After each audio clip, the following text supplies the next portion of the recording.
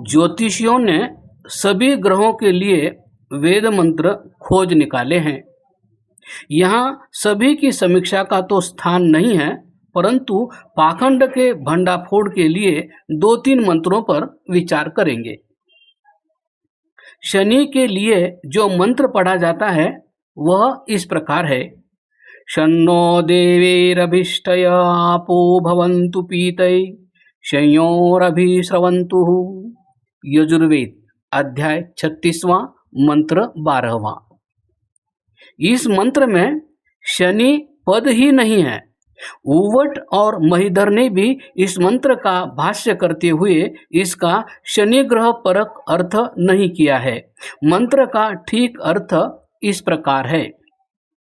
सबका प्रकाशक, सबको आनंद देने वाला और सर्वव्यापक ईश्वर मनोवांछित आनंद के लिए और पूर्णानंद की प्राप्ति के लिए हमारे लिए कल्याणकारी हो, वह प्रभु हम पर सब ओर से सुखों की वृष्टि करे। अब केतु का मंत्र देखिए।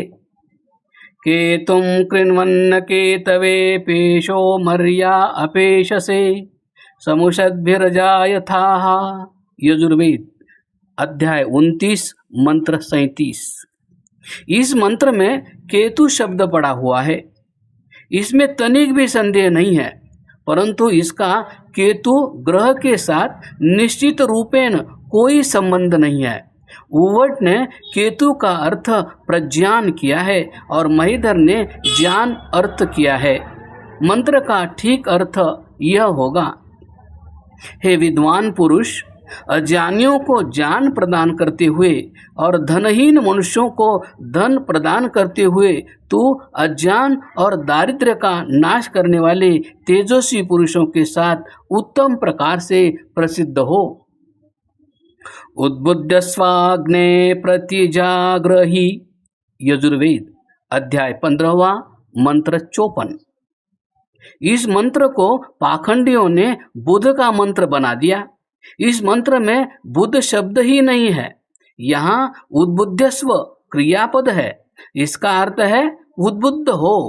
बुध का इस मंत्र से दूर का भी संबंध नहीं है। जिन मंत्रों का पाठ नवग्रह पूजा में होता है, जब वे मंत्र ही नवग्रह पूजा के नहीं है तो यह पूजा और फल सभी कुछ व्यर्थ हुआ। अतः बुद्धिमानों को इस पाखंड से बचना चाहिए। ग्रह किसी के ऊपर चढ़ जाते हैं, यह भी मिथ्या है। 2 व्यक्ति लो जिनमें एक के ग्रह ज्योतिषियों के अनुसार क्रूर हो और दूसरे के सौम्य, इन दोनों को ज्येष्ठ मास में जब ऊपर से सूर्य अग्नि बरसाता हो और नीचे से भूमि अग्नि उगलती हो, तब यमुना के रेती पर नंगे पैर चलाओ। जिस पर ग्रह क्रूर है उसके पैर और शरीर जलने चाहिए और जिसके सौम्य है उसके न जलने चाहिए। क्या ऐसा कभी हो सकता है? कदापि नहीं। फलित ज्योतिष का एक अंग दिशाशूल भी है। दिशाशूल का अर्थ है कि विशेष दिनों में विशेष दिशा की यात्रा करना उत्तम है और अमुक दिनों में अमुक दिशाओं में जाना हानिकारक है। पाखंडियों ने अद्भुत गप्पे गढ़ी हुई है, जैसे बुधवार को स्त्री को ससुराल नहीं भेजना चाहिए। इसी प्रकार यदि वधू को शुक्रवार को ससुराल भेज दिया जाए तो गर्भपात हो जाता है। यह सब भी वहम और पाखंड ही है। एक बार ऐसा हुआ कि स्वयं पंडित जी को अपनी लड़की को शुक्रवार को ससुराल भेजना पड़ा। लोगों ने कहा, पंडित जी आप तो शुक्रवार को ससुराल भेजने के लिए मना करते थे, फिर आपने कैसे भेज दिया? पंडित जी ने कहा, वशिष्ठ गोत्र वालों को कोई दोष नहीं होता। पाठकगण, यदि वशिष्ठ गोत्र वालों को दोष नहीं होता तो औरों को क्या दोष हो सकता है? सावधान, इन ज्योतिषियों की चालों से बचो। यदि विशेष दिन में दिशा विशेष में नहीं जाना चाहिए तो उस दिन उस दिशा में जाने वाली सभी मोटरें, कारें, ट्रक, रेलगाड़ियां और वायुयान बंद कर देने चाहिए।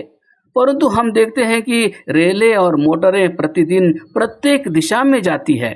यदि दिशाशूल का कोई प्रभाव होता तो उस दिन गाड़ियों की टक्कर होकर सारे यात्रियों की मृत्यु हो जानी चाहिए थी। ज्योतिषी लोग अपने पुत्र पुत्रियों का विवाह तो लग्न देख दाख कर और कुंडली आदि मिलाकर ही करते हैं, फिर उनकी लड़कियां विधवा क्यों हो जाती है? ज्योतिषियों के अपने लड़के क्यों मर जाते हैं? इनके लड़के परीक्षाओं में फेल क्यों हो जाते हैं? ये ज्योतिषी पृथ्वी में गड़े धन को जानकर स्वयं उसे क्यों नहीं निकाल लेते?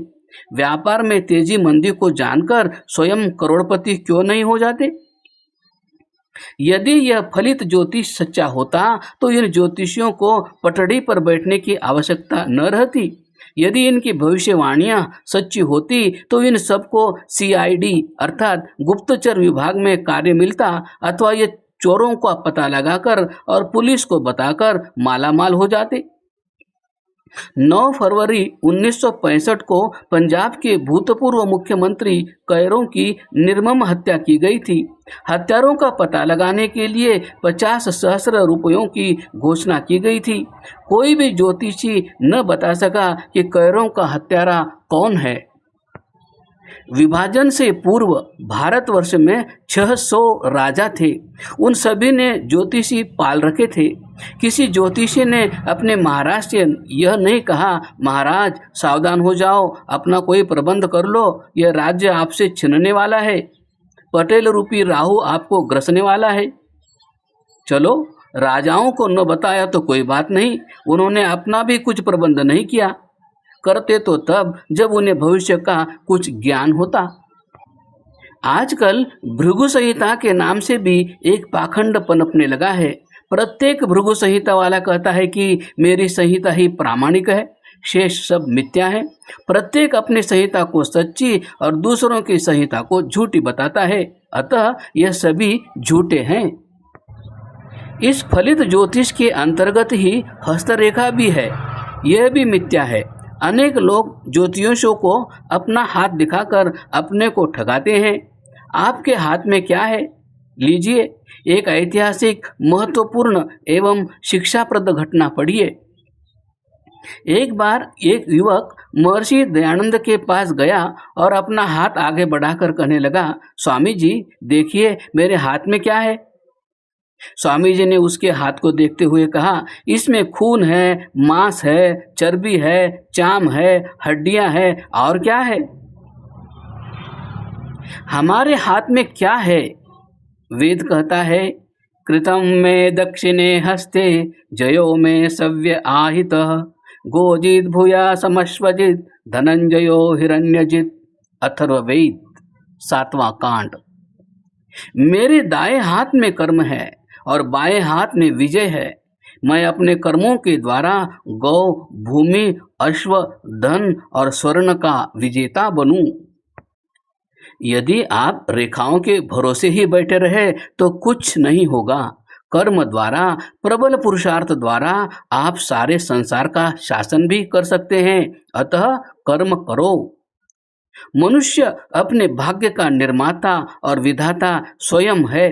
ज्योतिष के द्वारा आपके भाग्य का निर्माण नहीं हो सकता। ज्योतिषी आपको धन और संपत्ति नहीं दे सकते। अपना उद्धार करने के लिए स्वयं लंगर लंगोटे कसकर खड़े हो जाओ। महर्षि दयानंद के इन वचनों को सदा स्मरण रखो। जो धनाढ्य, दरिद्र, प्रजा, राजा, रंक होते हैं वे अपने कर्मों से होते हैं, ग्रहों से नहीं। सत्यार्थ प्रकाश, 11 समुल्लास।